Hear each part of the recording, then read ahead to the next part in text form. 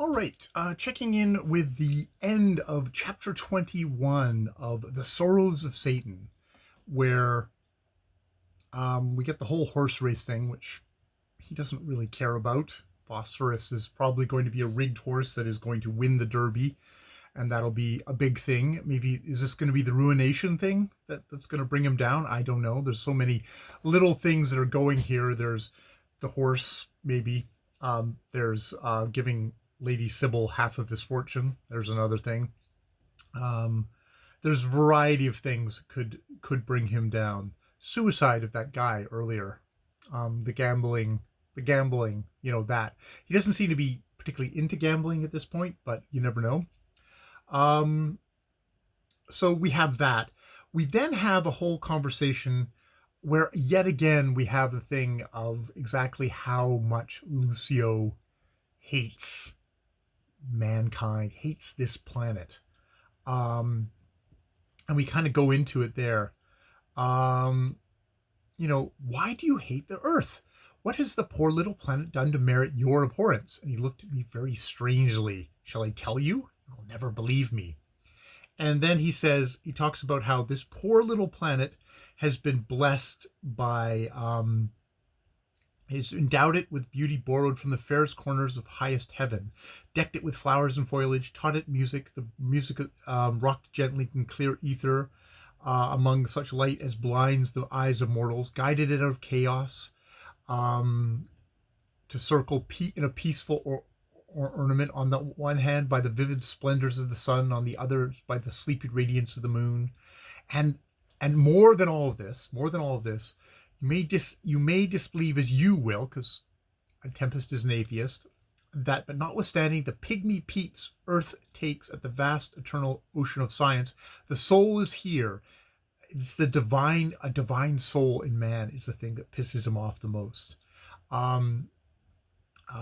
Nay, the gods, all the immortal forces within it, around it. Nay, the gods. I speak of the plural after a fashion of the ancient Greeks. For my thinking, there are many gods emanating from the supreme deity. The gods, I say, have so insisted on this fact that one of them hath walked the earth in human guise solely for the sake of emphasizing the truth of immortality of these frail, these frail creatures of seemingly perishable clay. For this I hate the planet. And were there not, and are there not, other and far grander worlds that a god should have chosen to dwell on than this one?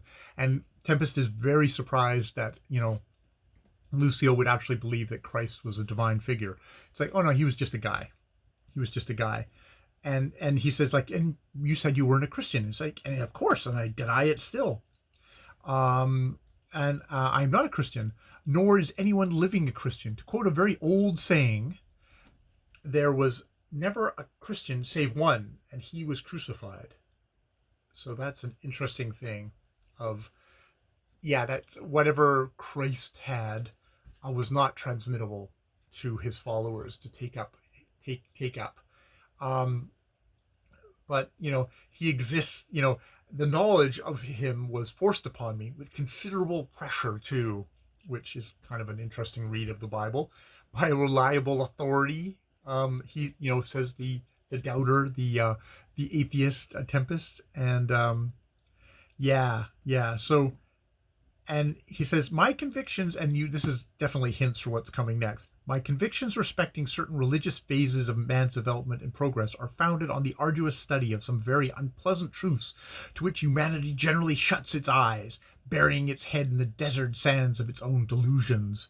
These truths I will not enter upon now. Some other time I will initiate you into a few of my mysteries, which is like, at some point the mask is coming off and Tempest is in for it. And the tortured smile passes and he's back to the calm, composed, intellectual thing. And, he says like, oh, I have a feeling this is my friend who's got that exceptionally gifted person who has a craze on one topic. And that topic, a particularly difficult one to discuss, as it touched on the superhuman and therefore, to my thinking, the impossible. So at this point, but this is Tempest looking back on all this. And, I should have laughed at scorn with anyone who had then presumed to talk to me about the laws of eternal justice and stuff like that. But no matter how much a man may strive to blind himself to the fact, he is a portion of the divine within him, which if he willfully corrupts by his own wickedness, he must be forced to cleanse again and yet again in the fierce flames of such remorse and despair as are rightly termed the quenchless fires of hell. So not a literal hell here, but it's like if you do all this, you do all the horrible shit that you can do in the world, which I'm not a Christian, I'm an atheist, but I do believe in trying to be a good person by whatever measure that is. It's a measure that I'd probably come upon myself.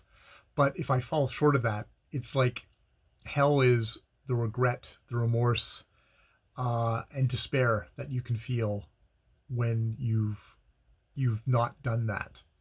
And you know, I haven't killed anyone. I haven't harmed anyone. But I still have regrets and I still have despair in my life because I think I try and be a good person. That's moral.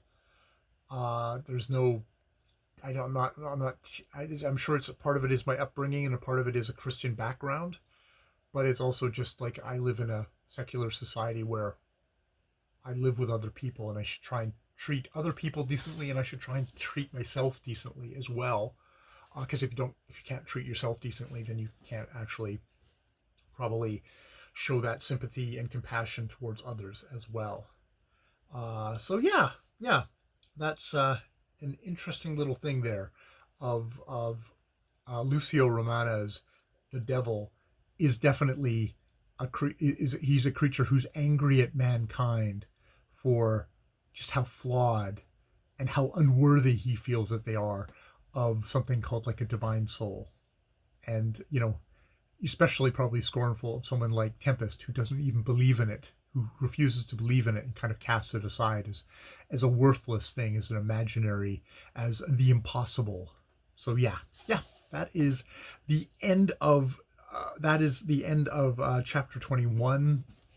I'm gonna try and make an effort to just kind of go back and gather my thoughts for the first half of this book and kind of put it in a video, put it in some notes, so that then I can go on and do the second half of this book, because it takes me a jeezily long time to read this thing. I'm only halfway through 52% of this book. So if I don't stop now and kind of gather up all this stuff, then I'm going to get to the end of the book and I'm only going to be talking about the last little bit of it, which isn't useful for a review.